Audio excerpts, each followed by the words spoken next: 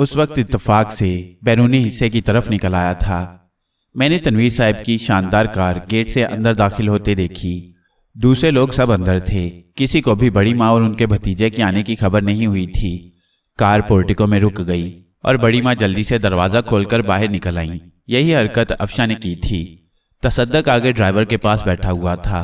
वो इत्मीनान से नीचे उतरा और फिर उसने पिछले दरवाजे में मुंह डालकर किसी से कुछ कहा। वैसे मुझे कोई नजर तो आ रहा था लेकिन साफ नहीं। और फिर गाड़ी से एक अजूबा बरामद हुआ। सांवला रंग, सर के बाल खुश्क और नीग्रूज के मानिंद घुंघराले। एक खास तराश के साथ उन्हें दरमियान से बुलंद किया गया था। सफेद लंबा कोट जिसकी आस्तीनें आगे से खुली हुई थीं, कमर में चांदी की बेल्ट बंधी हुई और गरारा नुमा पतलून जिसके दोनों साइड बड़ा खूबसूरत काम हुआ था। माथे पर पट्टी बंधी हुई और कानों में बड़े बड़े बाले पड़े हुए थे। होंठों पर मुस्कुराहट और आंखों में नरमी लिए वो नीचे उतर आया। भतीजा, मेरे जहन ने नारा लगाया और मैं जल्दी से आगे बढ़ आया। अफशा मुंह बनाए खड़ी थी और बड़ी माँ का चेहरा उतरा हुआ था। अफशा मुझे देखकर मेरे करीब आ गई। खुदा की पनाह, उसने कहा, क्या हुआ? ऐसा बदबूदार शख्स मैंने जिंदगी भर नहीं देखा। रास्ता तय करना मुहाल हो गया। यही है ना? हाँ। अफशा नाक सिकोड़कर बोली, सुभान अल्लाह। चलो अब यहाँ क्यों खड़ी हो? आइए बड़ी माँ, मेहमान को अंदर ले चलें।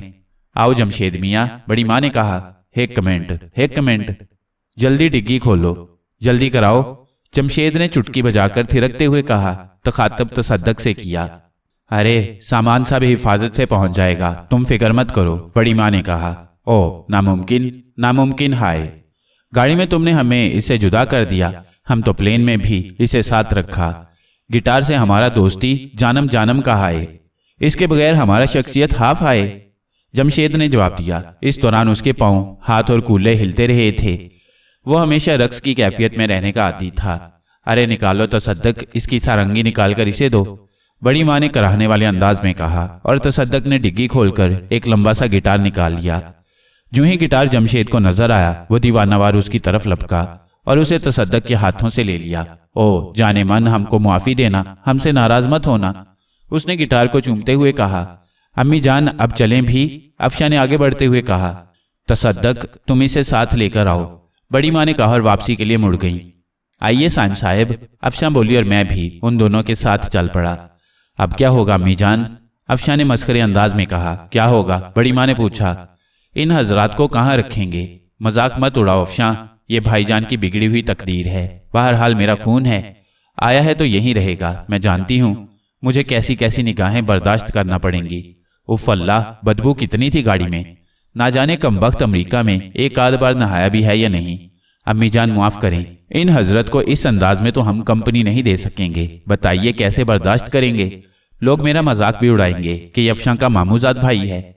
इस वक्त बात मत करो अफशा, मेरा दिमाग खुद चकरा रहा है, अल्लाह के वास्ते, बड़ी माँ ने उलझे हुए अंदाज में कहा। और मैंने अफशा को खामोश रहने का इशारा किया। मिस्टर जमशेद गिटार गर्दन में डाले तेज तेज कदमों से हमारी तरफ आ रहे थे ताकि हम में शामिल हो जाएं।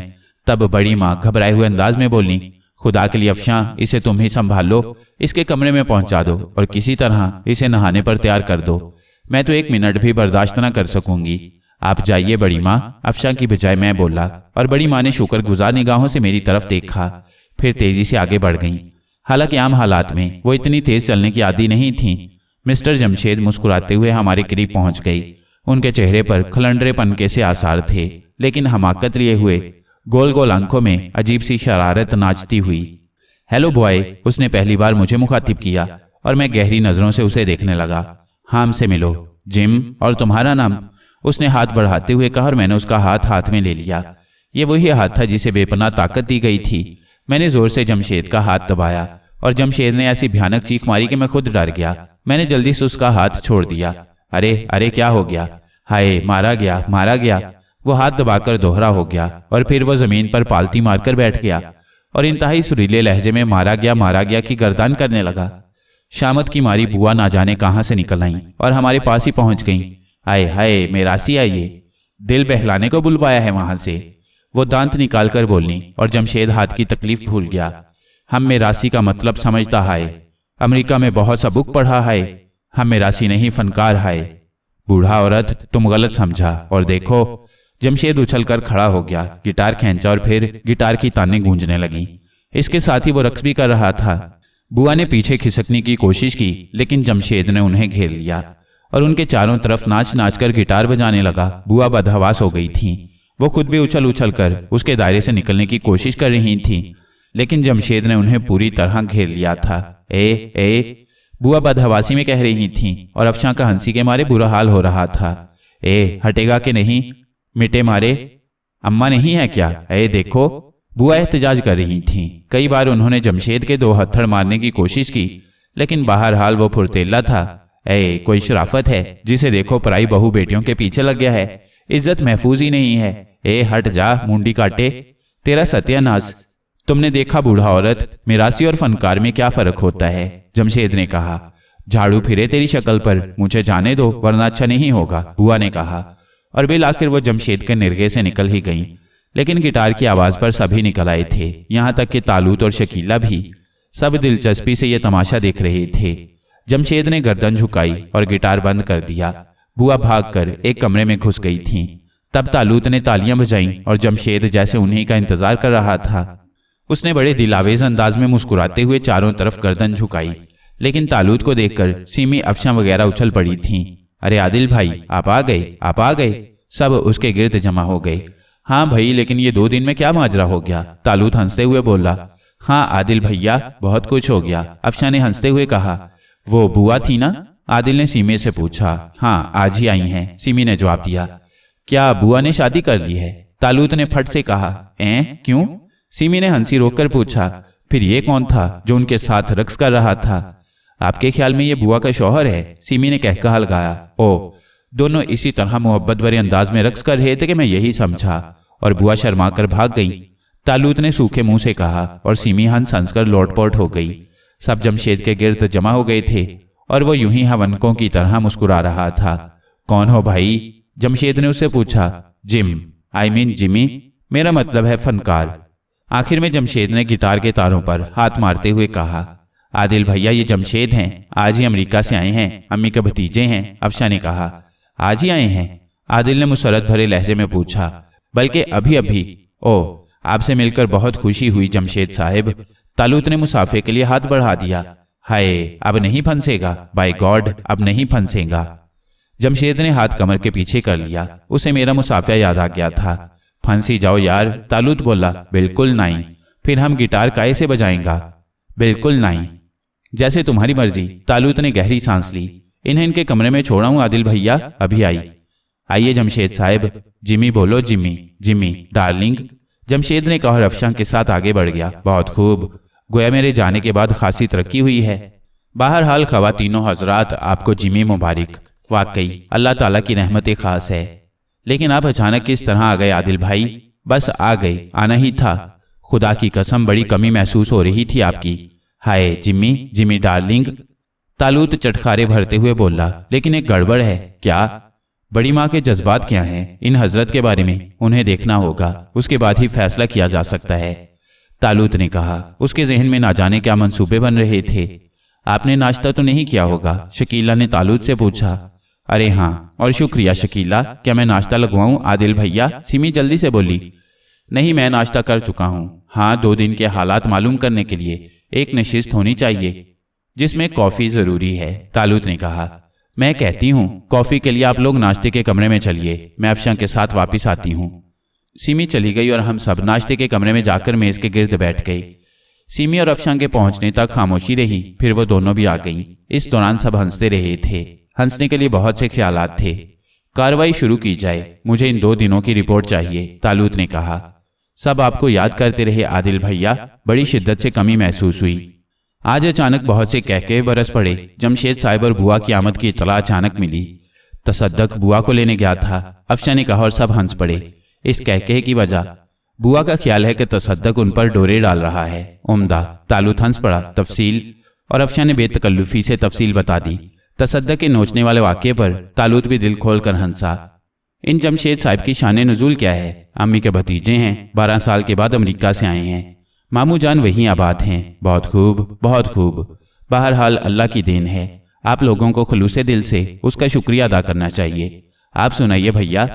बस आप लोगों के बगैर मैं भी उदास था। मेरे वालिदैन भी बखैरियत हैं। जो ही इजाज़त मिली मैं वापस आ गया। तालूत ने जवाब दिया। लुत्फ आ जाएगा भाई, एहसान ने कहा।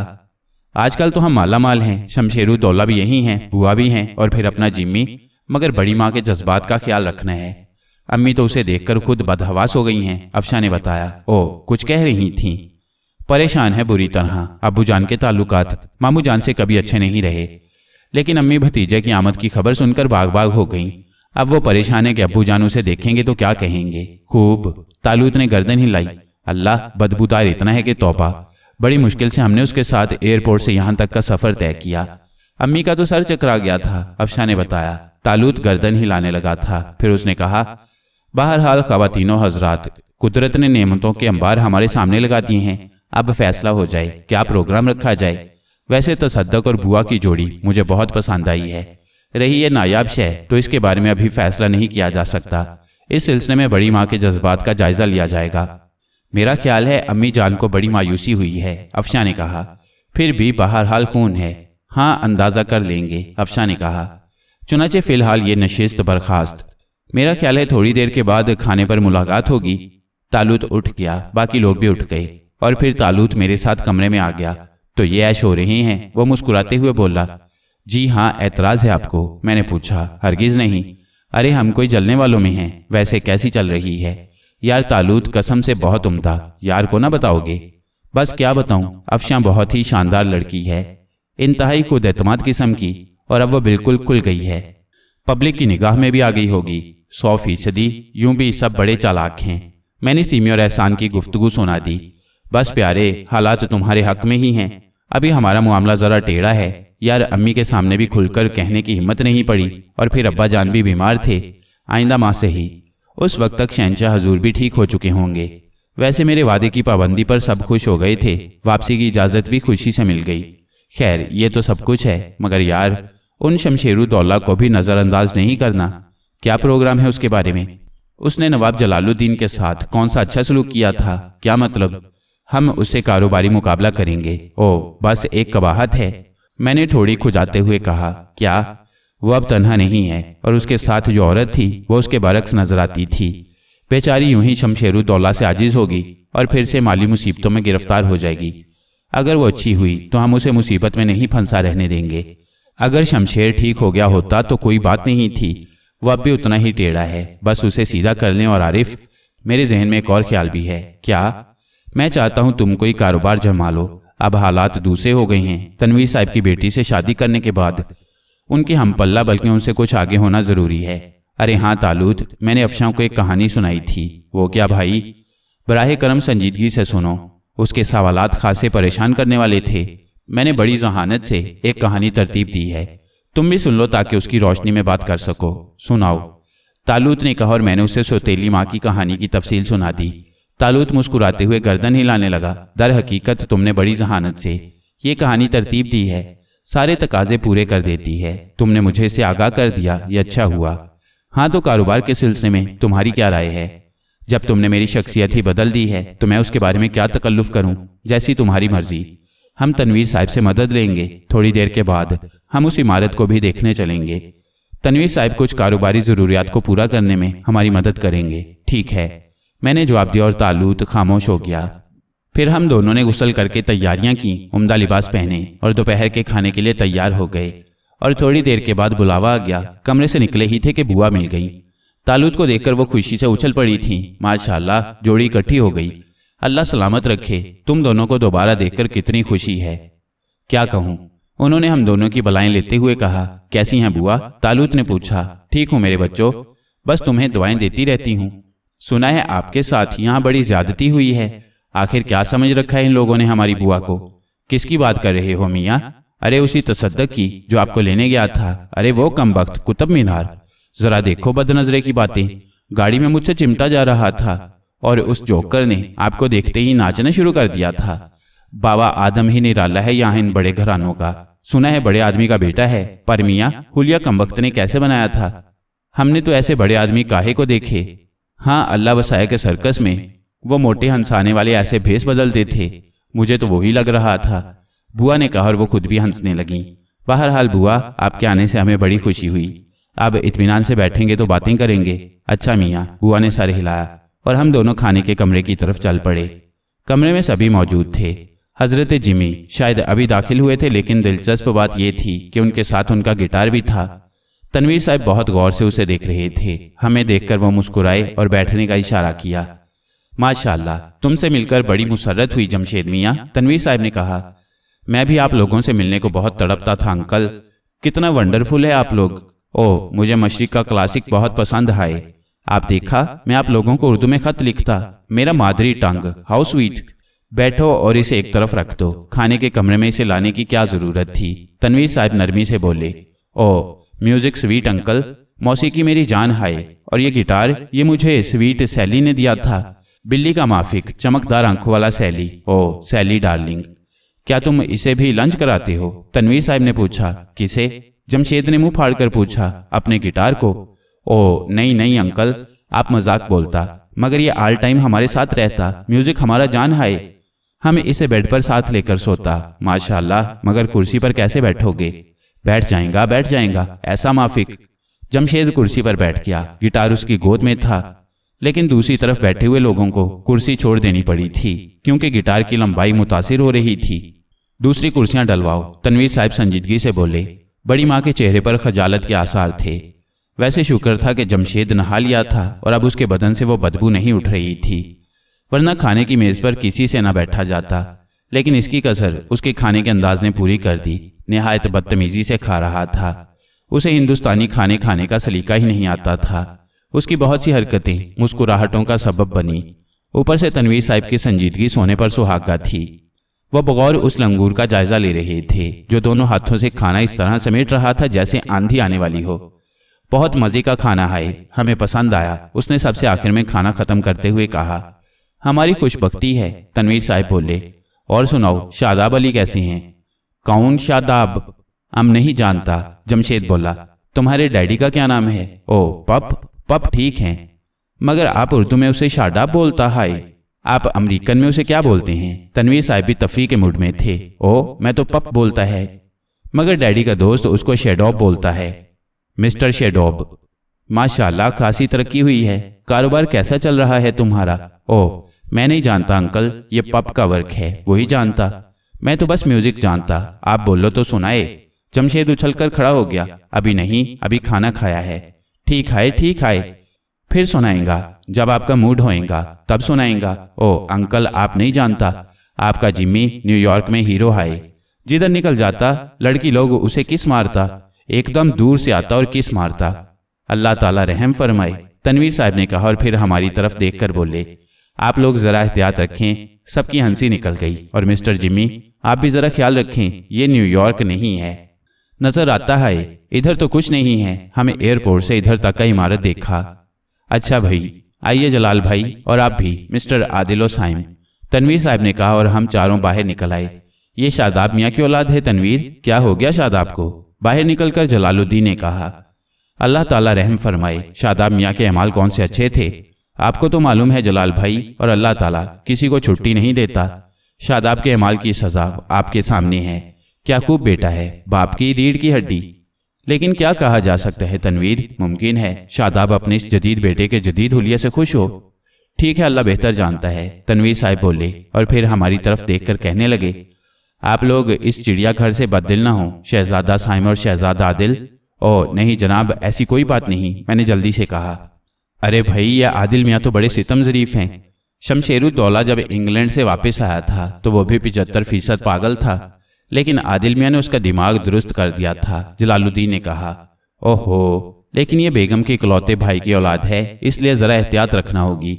मैं इस मरदूद को खड़े खड़े खाने के कमरे से निकाल देता, जिसका गिटार हर वक्त उसके साथ होता हो। लेकिन बेगम खुद ही शर्मिंदा नजर आ रही थी। उसकी गमअंगेज खामोशी ने मुझे भी खामोश कर दिया। ना जाने बेचारी क्या क्या ख्यालात बांधे बैठी थी। ये लंगूर तो उनके तसव्वुर में भी ना होगा। खैर छोड़ो, आया कितने दिन के लिए है, चला जाएगा, नवाब जलालुद्दीन ने कहा। आओ भाई, कहीं बैठते हैं, तनवीर साहब ने कहा और फिर वो हम सबको लिए हुए नशिस्त के कमरे में पहुंच गए। आपके वालिदैन कैसे हैं आदिल मियाँ? ठीक हैं। कारोबारी रियासत कैसा चल रहा है? हाँ ठीक है, बिल्कुल ठीक, तालूत ने जवाब दिया और फिर बोला। मुझे आपसे कुछ ज़रूरी गुफ्तगू करनी है अंकल। हाँ हाँ बेटे ज़रूर, क्या बात है? मैंने आपको बताया था कि मैंने एक इमारत खरीद ली है। मैंने उसे तब्दील भी करा दिया है। 2-1 दिन में काम मुकम्मल हो जाएगा। उसके बाद मेरा प्रोग्राम है कि हम यहाँ कारोबार करें। निहायत मुनासिब ख्याल है, तनवीर साहब खुश होकर बोले। इस सिलसिले में हमें आपसे कुछ मदद चाहिए। हर तरह से हाजिर हूँ बेटे, कहो। कारोबारी अमूर में गवर्नमेंट के जो काम होते हैं वो आपको कराने होंगे। मेरा मकसद है फर्म का रजिस्ट्रेशन वगैरह, एक्सपोर्ट लाइसेंस और ऐसे ही दूसरे काम। सब हो जाएगा, मगर कारोबार क्या करोगे? कालीनों का, तालूत ने जवाब दिया। ओहो! नवाब जलालुद्दीन मुस्कुरा उठे। और ये कारोबार यकीनन शमशेरुद्दौला के मुकाबले पर होगा। तालूत हंसने लगा। बहरहाल मेरी सारी खिदमात हाजिर हैं, तनवीर साहब ने कहा। मैं आज ही अपने कारोबारी मुशीर को बुलाता हूँ और उसे फर्म के कागजात तैयार करा लेता हूँ। बहुत बहुत शुक्रिया, तालूत ने जवाब दिया। इसके बाद काफ़ी देर तक हम लोग गुफ्तगू करते रहे। फिर नवाब जलालुद्दीन ने इजाज़त चाही। मैं अपने कुछ दोस्तों से मिलने जा रहा हूँ। मुमकिन है शाम की चाय पर ना हूँ। आप लोग मेरा ख्याल न करें। ठीक है, आप भी आराम करें, तनवीर साहब हम दोनों की तरफ देखते हुए बोले। और हम दोनों उन दोनों बुजुर्गों से रुखसत होकर अपने कमरे में आ गए। तालूत जूते उतारकर बिस्तर पर दराज हो गया था। तो ये हैं हालात। एक बात बताओ आरिफ, अब हम इस कोठी में कब तक रहेंगे? क्यों भाई, यहाँ रहने का क्या जवाज? मेहमानदारी की एक इंतहा होती है। क्यों तकलीफ दी जाए इन लोगों को? मेरा ख्याल है कुर्बो जवार में कोई खूबसूरत सी कोठी तलाश कर ली जाए। पास भी होंगे और अलग भी। हाँ, ख्याल तो बुरा नहीं है। रात को ये तजवीज़ तनवीर साहब के सामने रख देंगे। ये मुखलिस लोग इजाज़त नहीं देंगे, लेकिन बहरहाल अब तो हम कारोबार भी कर रही हैं। मेरा ख्याल है खामोशी से कोठी खरीद ली जाए और फिर उन्हें इतला दे दी जाए। ठीक है, लेकिन यहाँ से जाने का फैसला कुछ लोगों के मशवरों से किया जाएगा। यानी तालूत आंखें फाड़ कर बोला। अफशां से इजाज़त लेना ज़रूरी है। अल्लाहु अकबर, अल्लाहु अकबर। तालूत ख्याली दाढ़ी पर हाथ फेरते हुए बोला। तुम्हारा क्या है उस्ताद, तुम्हारी राजहंस तो तुम्हारे के इशारे पर तुम्हारे साथ होगी, मगर मेरी बेचारी अफशां, वो तो अभी गैरों के बस में है। हक अल्लाह। तालूत ने जोर से नारा लगाया। अब तो तू पैदाइशी आशिक मालूम हो रहा है। सब तुम्हारी हरकत है। जी हाँ, इश्क आप कर रही हैं, शादी आप करेंगे और हरकत मेरी है। वैसे मेरा ख्याल है कुछ हो ही जाना चाहिए। क्यों ना मैं बराह रास्त नवाब जलालुद्दीन से बात करूं? चंद रोज रुक जाओ यार, जरा कारोबार शुरू कर लें, उसके बाद कुछ करेंगे। ठीक है, जैसे तुम्हारी मर्जी। तालूत गहरी सांस लेकर बोला। तकरीबन 4 बजे तक हम लोग अपने कमरे में रहे। यहाँ के लोग दोपहर के सोने के आदी नहीं थे, लेकिन बहरहाल हर वक्त तो सब एक दूसरे में नहीं घुसे रहते थे।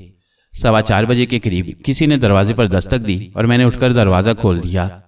शकीला, अफशां, सिमी और एहसान के अलावा 2 लड़कियां और थीं। सो रहे हैं आप लोग? अफशां ने कहा। हरगिज़ नहीं, हम दिन में कभी नहीं सोते। फिर यहाँ क्यों घुसे हुए हैं? बहालत मजबूरी, तालूत ने जवाब दिया। क्यों, क्या मजबूरी है? भाई, आप लोग ना जाने कहाँ थे, क्या कर रहे थे। हमने सोचा हर वक्त तो आपके सर पर सवार रहना मुनासिब नहीं है। तकल्लफ की बातें ना किया करें। आइए ज़रा भाई जमशेद, मेरा मतलब है जिम्मी उर्फ जिम की खिदमत में चलें। उनसे तफसीली तारुफ तो हुआ ही नहीं। अफशां ने कहा। जो हुक्म, ज़रा लिबास बदल लें।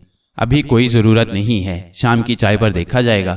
अफशां बोली और तालूत ने शाने हिला दिए। फिर हम दोनों भी उस गिरोह में शामिल हो गए और ये शैतानी टोली लॉर्ड जिम की ख्वाबगाह की तरफ चल पड़ी। दबे पांव सब लोग दरवाजे पर पहुंचे और चाबी के सुराग से बारी बारी अंदर झांकने लगे। अरे खुदा की पनाह, सिमी बोली। क्या हुआ? अफशां ने सिमी के शाने पकड़कर उसे चाबी के सुराग से हटाया और खुद आंख उस पर लगा दी और फिर उसने बमुश्किल हंसी रोकी। बात क्या है? शकीला ने कहा। उल्टा खड़ा है अहमक कहीं का, अफशां ने कहा, और सिर्फ जेर जामा पहने हुए है। हाय, मगर उसे हुआ क्या? अफशां कराही। तुम्हारा कजन है अफशां, कुछ तो ख्याल करो। सिमी मुस्कुराते हुए बोली। ओह हाँ, चलो उसे सीधा करें, अफशां बोली। अरे अफशां, क्यों ना अचानक अंदर घुस जाएं, लुत्फ आ जाएगा। शकीला जैसी संजीदा लड़की के जहन में ना जाने कहां से शरारत घुस आई। मगर दरवाज़ा तो अंदर से बंद है। मैंने पूरे 6 माह तक एक नकब जन से तिजोरी तोड़ने की तरबियत ली है। दरवाज़ा बेआवाज़ खुल सकता है। तालूत आगे बढ़कर बोला। तो खोलिए। अफशां ने सरगोशी की और तालूत ने दिखावे के लिए एक कील जेब से निकाली, वरना ये बात तो मैं जानता था और शकीला के दरवाजे के इशारे से खुल सकता था। बहरहाल कील बाहर निकल आई और दरवाज़ा खुल गया। तब अचानक हम सब ने उसे जोर से धक्का दिया और दोनों पट खुल गए। जमशेद बुरी तरह उछल पड़ा, लेकिन ये बात सिर्फ मैं ही देख सका था कि तालूत ने अपनी एक उंगली ऊपर कर दी थी। अब इसका मकसद क्या था, यह अभी मेरी समझ में नहीं आया था। जमशेद की आंखें खुली हुई थीं। उसने हमें देखकर भी सीधा होने की कोशिश नहीं की। अलबत्ता उसके पांव खला में साइकिल चलाने वाले अंदाज में हरकत कर रहे थे। वेल मिस्टर जिम, क्या हो रहा है? अफशा ने पूछा, लेकिन जमशेद के मुंह से आवाज़ न निकल सकी। अलबत्ता पाँव की हरकत तेज हो गई थी। मैंने कहा, जमशेद भाई, आप गालिबन उल्टे हो गए हैं। अफशा फिर बोली, मुझे सीधा करो। जमशेद की आवाज़ उभरी। उसके चेहरे पर बहुत ज़्यादा बौखलाहट नजर आ रही थी। उल्टा क्या हमने किया था? मैं खुद हुआ था। फिर सीधे भी खुद हो जाइए। नहीं हो सकता। क्यों? नहीं जानता क्या हो गया, बस सीधा नहीं हो सकता। अल्लाह की मर्जी, हम क्या कर सकती हैं? अफशा शाने उचकाकर बोली, मगर ये आप क्या कर रही हैं? इबादत। जमशेद ने जवाब दिया, सुबहान अल्लाह। तालूत पेट पर हाथ फेरता हुआ बोला और मैंने चौंक कर उसकी तरफ देखा। बात किसी हद तक समझ में आ रही थी। जमशेद उल्टा अपनी मर्जी से हुआ था, लेकिन बदमाश तालूत की मौजूदगी में अपनी मर्जी से सीधा नहीं हो सकता था। और बेख्तियार मेरी हंसी निकल गई। जमशेद ने अब साइकिल चलाना बंद कर दी थी। वो अब साकित हम सब की शक्लें देख रहा था और उसके चेहरे पर सब्र के आसार थे। कई मिनट गुजर चुके थे। मैंने तालूत की तरफ देखा। वो उसी तरह बेताल्लुक था। जमशेद भाई, सिमी ने आवाज़ दी, आई एम सॉरी लेडीज, मैं आप लोगों को अच्छा रिसेप्शन नहीं दे सकता। आई एम सॉरी, वह भराई हुई आवाज़ में बोला। मगर आप सीधे तो हों? अफशा ने कहा। नहीं, यूं ही ठीक है। आज इबादत में गड़बड़ हो गया है। अब जब तक गॉड का मर्जी होएगा उल्टा रहेगा। जमशेद ने ऐसी बेचारगी से कहा कि सब हंस पड़े। मैं आहिस्ता आहिस्ता तालूत के करीब पहुंच गया और फिर मैंने सरगोशी की, बस तालूत काफ़ी है। वाकई तालूत ने मेरी तरफ रुख किए बगैर कहा, हाँ, उसकी बेचारगी पर तरस आ गया है। चलो ठीक है, तालूत ने कहा और जमशेद पट से नीचे आ पड़ा। लेकिन उसका चेहरा अब भी पुरसुकून था।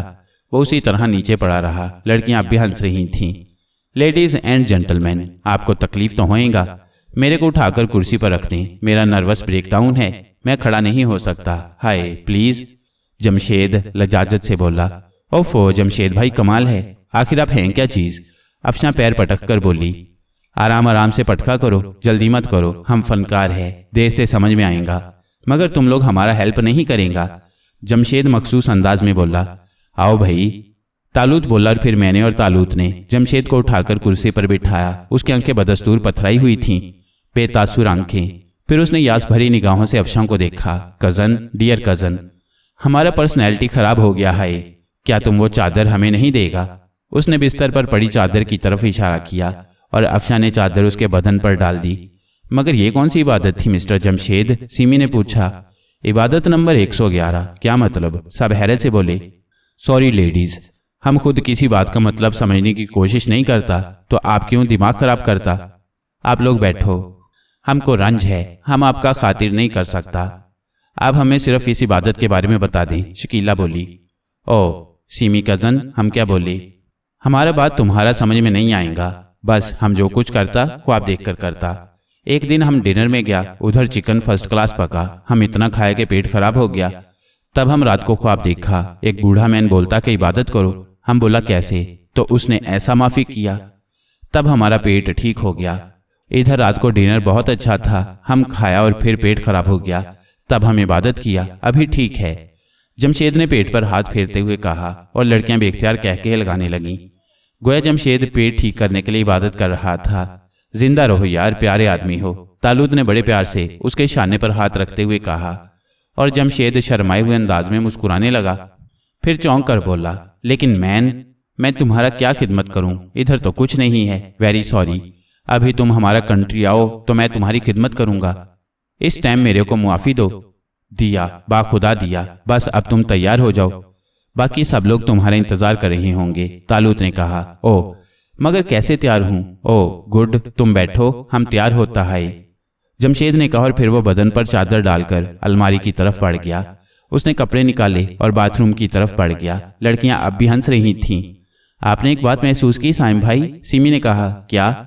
जमशेद के अंदर एक अजीब बात है। ये सूरत हाल पेश आई, लेकिन उन्होंने हमारे इस तरह घुस आने का बुरा नहीं बनाया, बल्कि इस बात पर अफसोस कर रहे थे कि वो हमारी खिदमत नहीं कर सकते।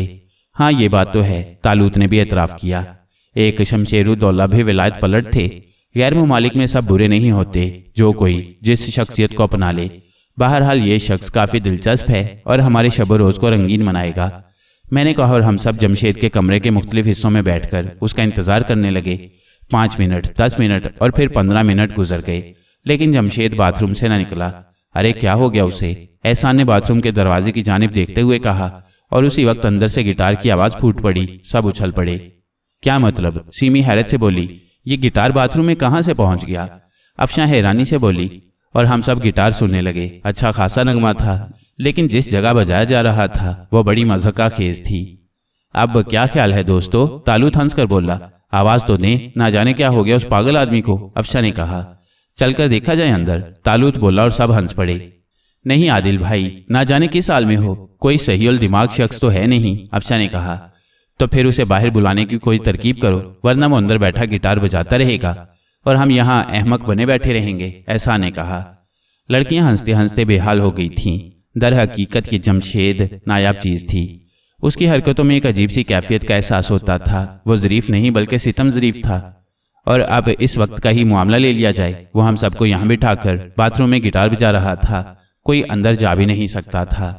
बिलाखिर में एहसान और शकीला आगे बढ़े। हमने जोर जोर से बाथरूम का दरवाज़ा धड़धड़ाया और गिटार की आवाज़ बंद हो गई। उम्मीद अफजा बात थी। दूसरी और तीसरी बार दरवाज़ा बजाने पर अंदर से जमशेद की भराई हुई आवाज़ उभरी।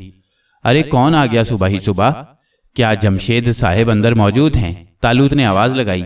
हाँ, कौन साहिब हैं? अंदर से जमशेद की आवाज़ आई। दरवाज़ा खोलिए, एक ज़रूरी काम है, तालूत ने कहा और चंद सेकंड के बाद अंदर से दरवाज़ा खुल गया। जमशेद लिबास पहन चुका था, गिटार उसके हाथ में था और आंखों में अजीब सा खोया खोयापन था।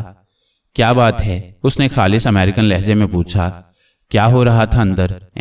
जमशेद चौंक पड़ा। तुम कौन हो? ये मेरा घर है। फिर उसने बाकी लोगों की शक्लें देखीं और खड़े खड़े झूमने लगा। उसकी आंखें बंद होती जा रही थीं। फिर वो लहराकर गिरने ही वाला था कि सीमी, एहसान और तालूत ने उसे जल्दी से संभाल लिया। गिटार जमशेद के हाथ से ले लिया गया और हम सब उसे बाहर लाए। ये क्या हो गया? अफशां की सरसराती आवाज उभरी। अभी पता चल जाता है, तालूत ने कहा और फिर जमशेद की सफेद पतलून पर एक नन्हा सा सुरख धब्बा उभर आया। तालूत ने उसकी रान में पिन घुसेड़ दी थी, लेकिन जमशेद के जिस्म में कोई जुम्बिश न हुई। तालूत की आंखों में खजालत के आसार उभर आए। जमशेद को तकलीफ देकर उसे अफसोस हुआ था। बहरहाल हम सब ने उसे बिस्तर पर लिटा दिया। ये सब क्या है आदिल भाई? अफशां ने सरसराती आवाज में कहा। कोई अनोखा केस, ये बेहोश है, तालूत आहिस्ता से बोला। सभी जमशेद के लिए दिल में हमदर्दी महसूस कर रहे थे। अच्छा खासा नौजवान था, बेचारा जहनी तौर पर भी कमतर था और इस वक्त की बेहोशी बहरहाल काबिले रहम थी। उसे होश में लाने की कोशिश की जाने लगी और चंद मिनट के बाद उसने आंखें खोल दी।